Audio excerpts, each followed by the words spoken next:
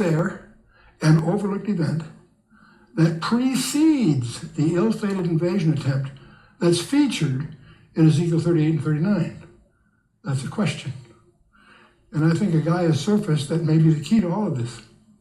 A guy with a backbone to really pull it off. We'll watch and see. The book of Psalms, Psalm 83, let's take a quick look at it. Is this a forthcoming scenario? It's the last of the Asaph Psalms. It's the last one of these, and it's a rather timely one. Keep not thy silence, O God. Hold not thy peace, and be not still, O God. For lo, thine enemies make a tumult, and they that hate thee have lifted up the head. The psalmist here is trying to get God's attention. Okay? Thine enemies make a tumult. They that hate thee have lifted up the head. It's like saying, hey, God, aren't you paying attention? Whoever these enemies are, they hate God and are lifting their head. That's who we're talking about here. He continues, they have taken crafty counsel against thy people and consulted against thy hidden ones. Thy people, God, are you paying attention here? See, they declare that they will attempt to wipe Israel off the map. And by the way, when I first read that, I thought that's pretty interesting. I didn't even know they allowed them on any maps. That their enemies had them on the map. When their enemies say they want to wipe Israel off the map, that's a concession I didn't know they made. I didn't know it was on their maps. They have said, come and let us cut them off from being a nation, that the name of Israel may be no more in remembrance. Understand their motivation. They're not taking spoil. They're confederating in order to cut them off from being a nation. They have said, come, let us cut them off from being a nation, that the name of Israel shall be no more in remembrance. They have consulted together with one consent. They are confederate against thee, O God. The psalmist is trying to get God's attention here. And that's the very commitment of Islam, isn't it? To wipe Israel off the face of the map. Okay. And it's the basis of the confederation. That's what unites them. The tabernacles of Edom and the Ishmaelites of Moab and the Hagarenes and Gebal and Ammon and Amalek and the Philistines and inhabitants of Tyre, Ashur is joined with them. They have hope in the children of Lot. It goes through these tribal names, but perhaps the most interesting one is the first one mentioned, the tabernacles of Edom. There's probably not one Christian in 10 that can tell me who the Edomites really are. It's a very important study to undertake, by the way. But the tents of Edom here is a reference to the traditional enemies of Israel and the everlasting hatred. The Alam Eba, the everlasting hatred. That started in the womb before they were born. Jacob and Esau, remember?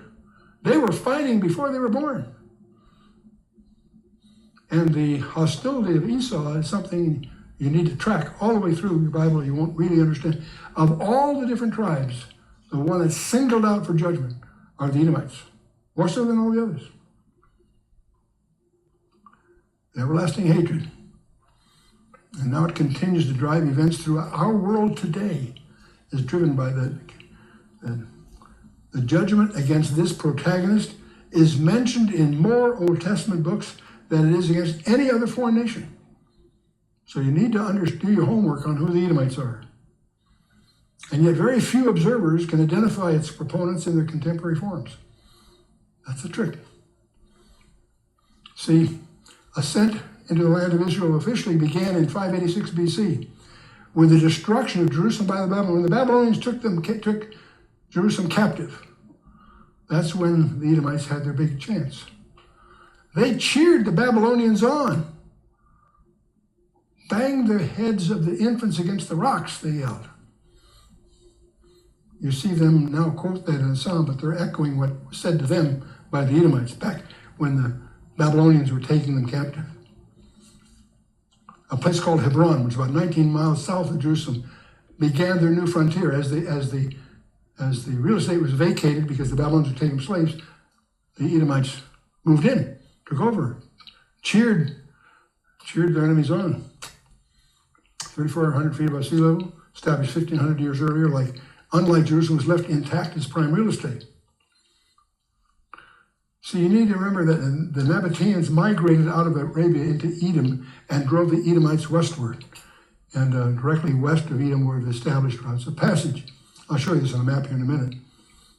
See, land was historically more prosperous and resourceful than the land of Edom. So unfertile deserts and jagged mountains. And so the land bore a family association, Esau with Jacob. The land vacated since the Jews were being exported in activity. So Edom on your maps shows southeast of the Dead Sea. That's where your maps, that's where it used to be. Your maps are wrong because the Nabateans drove the Edomites westward. The land was better westward. And so the Nabateans drove them and they set up a map. If you get some of the early Roman maps in the 1st century, they will show an area called Idumea. That's the Greek term of Edomite. And their capital was Hebron. And so they prosper as Judah is taken into slavery to the Babylonians. Now, something you may not know, Hebron remained under Edomite control until Judah's Maccabees retook the city under Jewish control. 164 BC, we have they threw off the Greek Empire. They reestablished their own leadership under what we call the Hasmoneans. What most people don't realize is that the Edomites had to be reconquered by the Jewish army under the prince and high priest, John Hyrcanus. And Idumeans were forced to either die or flee or be proselytized into Judaism.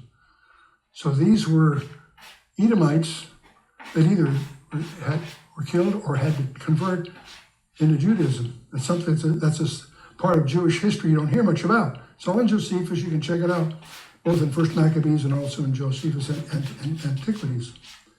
Now, so to the Roman mind, an Edomite is a near Jew. He regards the Esau-Jacob thing as a family feud. So an Edomite to a Roman is a near Jew, an almost Jew. So when they appoint Edomites to be in charge, they think they're picking the right guys. See?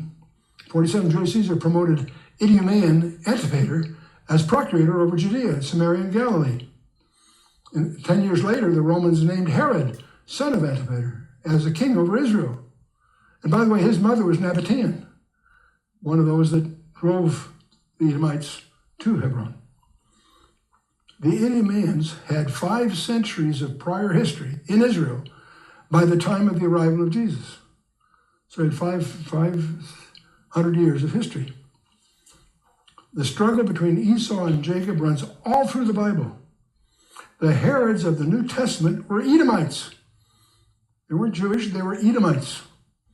One of them killed the Jewish babes in his attempt to destroy Christ in Matthew 2. Another Herod murdered John the Baptist. Another one killed James, the brother of John. The struggle between the Israelis and the Muslims today is but a continuation of this same battle because Esau deliberately marries in to the Ishmaelites. In their choice of the Jews' worst enemy, the Romans had 2 choices. They wanted to rename the land in terms of their worst enemy. They had 2 choices. They could call it Idumea or they could call it Philistia. And they chose Philistia as being a more clearer, crisper enemy, so that the Latin name was Palestinia. Idumeans were viewed as practitioners of Judaism and not as great an enemy as were the Philistines. And there are many who still appear today as Jews but are really not. And they might be the ones that Jesus refers to twice in his letters. Those that say they are Jews and are not, but are of the synagogue of Satan. The tents of Edom. Here's some tents of Edom. These are refugee camps that are quite famous. The one you're looking at there has 97,000 occupants. A Palestinian refugee camp. Are they all Edomites? Of course not. Are there Edomites there? Absolutely. But anyway, the psalmist here in 83, picking him up again, he's asking God to do to them as he did their previous enemies. Do unto them as unto the Midianites, as to Sisera and Jabin at the brook of Kison, which perished at Endor. They became as dung for the earth. Do unto them as unto. See, the psalmist petitions God to undertake destruction of their enemies as he did during the events of the past. That's what he's asking for. The Midianites, the Arabian tribe that descended from Midian, the fourth son of Abraham by Keturah. They inhabit primarily the desert north of the peninsula of Arabia. As to Sisera and Jabin, Sisera was the captain of the host of Jabin, the Canaanite king who reigned in Hazor, routed by Barak at the plain of Esdraelon, killed by Jael. It's all in Judges. He's making references from Judges 4 and 5 here. Make their nobles like Oreb and Zeb, and yea, like the princesses. These are the nobles, the king, the prince generals, so forth. The prince generals were Oreb and Zeba and Zalmunna were their kings. But those four represented the people that God went to war against on their behalf. He said, let us make to ourselves the houses of God in possession. They were defeated by Gideon. Then Ephraim intercepted the Midianites and slew with a great slaughter and so forth. And the psalmist goes on, O God, make them like a wheel, as the stubble before the wind, as the fire burneth the wood, and as a flame setteth the mountains on fire. So persecute them with thy tempest, and make them afraid with thy storm. Fill their faces with shame, that they may seek thy name, O Lord. See, the Lord's name is the issue here, strangely. The psalmist continues, let them be confounded and troubled forever. Yea, let them be put to shame and perish, that men may know that thou, whose name alone is Jehovah, art the most high over all the earth. The psalmist is asking God to establish his name over these losers, that whose name alone is Jehovah. That's in contrast to Al-Ilah, or Allah, the moon god. Apparently, the only way the world is going to know that God is God is for him to move in judgment. That's what the psalmist is presuming here. Well, we also discover when Jesus comes back, I won't get into the details here, but you should have perspective. In Ezekiel 25 through 32, it lists 7 nations. Edom's right in the middle of these, and it's the worst of the bunch, by the way. But they are all Islamic. Why are there 7? For completeness, I guess. Interesting. At the present time, Israel is surrounded by immediate neighbors committed to wiping them off the map. That describes us today, doesn't it? Pick up any paper any day. And by the way, it's misleading to represent them as Arabs. That's just a vestige of a totally ignorant, uninformed press corps. They're not Arabs, they're Muslims. There are a number of the Muslims that are offended by being called Arabs. The Persians, for example, and others. It would appear that there's a prerequisite victory for Israel that will set the stage for a subsequent ill-fated attempt of the outer ring nations to seek spoil. I think the success of Israel in Psalm 83 may set the stage for them being an attractive target for Ezekiel 38. That's my perception here. What are the other events? I think Israel's regathered in land. We've just seen that happen. Ancient cities have been rebuilt and inhabited. They meet Muslim and Arab resistance, of course. Israel establishes an army for defense. Adjacent Muslim nations confederate. That's what we're seeing happen here. Confederacy committed to the destruction of Israel is what we're talking about.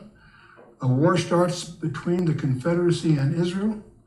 The title is regained, my people. God again speaks them as my people Israel. That's a non-trivial label that God would be using of them. Israel decisively defeats the Confederacy. That's the big thing, and there's plenty of verses for you to check that out. Israel then becomes an exceedingly great army. It's an adverb. It becomes vastly more powerful than it is today. Israel takes prisoners of war, we find. Jeremiah 48 and elsewhere. The whole region is reshaped. They reshape it. None of this, West Bank nonsense. Israel expands its borders high time. Israel then dwells securely in the land. That fits the case that Ezekiel 38 seems to be describing. Okay, so that's a viewpoint.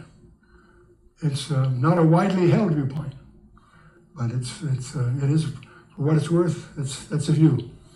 And but I want to bring your attention to something that somehow gets overlooked by so many. There's a third party involved in Ezekiel 30. 38 is the contest and 39 is the cleanup afterwards. But in 39 we have an interesting footnote. Ezekiel 39 verse 6. God says, I will send a fire on Magog, no surprise. Magog is investing in baiting Israel. God is protecting Israel from them. So a fire set on Magog is no surprise. Sort of a summary statement of most of the verses that preceded this.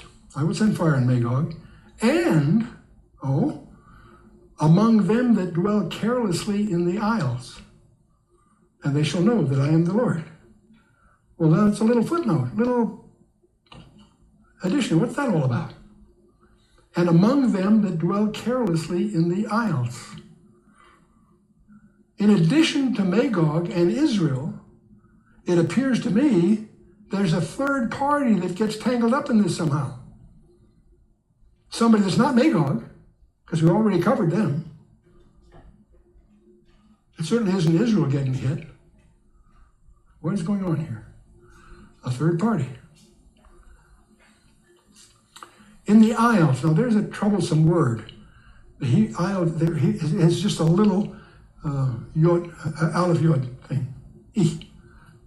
The word appears 36 times in the scripture. It used isle 30 times, like an island somewhere, or islands in plural 5 times. Country, it's used as a country once. And it's apparently a remote, pleasant place is the way it seems to be used. The isles. It seems to suggest a coast, an island, or a shore. That's the way it seems to be used. Who are these people? Among them that dwell carelessly in the shores or whatever. Some suggest even a remote continent. Okay, maybe so. That dwell carelessly. Strange word. In the Hebrew, the word is patash. It means in false confidence. It's obviously false confidence because they're going to get clobbered. But they're dwelling as if they're safe. That's what the word means. Really? I will send fire on Magog, and among them that dwell carelessly in the isles, and they shall know that I am the Lord. Boy, I have wrestled this for some years, trying to construct alternatives. Who is this third party? I don't know. Don't misunderstand me. I don't know. Could it be the U.S.? That's what I tend to visualize, the U.S. saber rattling on behalf of Israel. Magog's starting to make their moves, and the U.S. says, don't do that, or else, whatever. There's a line in the sand, or whatever, We're saber rattling on behalf. And we get clobbered as a result. Do we become collateral damage that constitutes an overdue judgment? See, the question I get confronted with when I travel, we have a Q&A. We always have a Q&A after we speak for a while. The predictable question is, why hasn't God judged America already? I used to use Genesis 12, 2 and 3 as a defense. That's why he hasn't, because we stood for Israel. Not anymore. We officially no longer stand for Israel. There are people in the U.S. that would like to, but our administration is notoriously pro-Muslim. But in any case, could God use the warheads of Magog to be an instrument of his judgment of America? Boy, it's hard for me to come up with alternatives on that. That one's a tough one. I wonder, is this the reason that the United States is conspicuously absent in all of the remaining eschatological references? You go through the Bible and speaking of end time, this, that, and the other thing, and all these different names, all these different groups that are well identified. A couple of subtleties we wonder about, but pretty clear. We know Tagarma, Gomer, we can track those things. Where's the U.S.? It's not. It's absent. And that's one of the reasons that I worry more about Ezekiel 39, verse 6, than I do the EMP. Now, I don't have to worry about EMP because I'm in the Southern Hemisphere.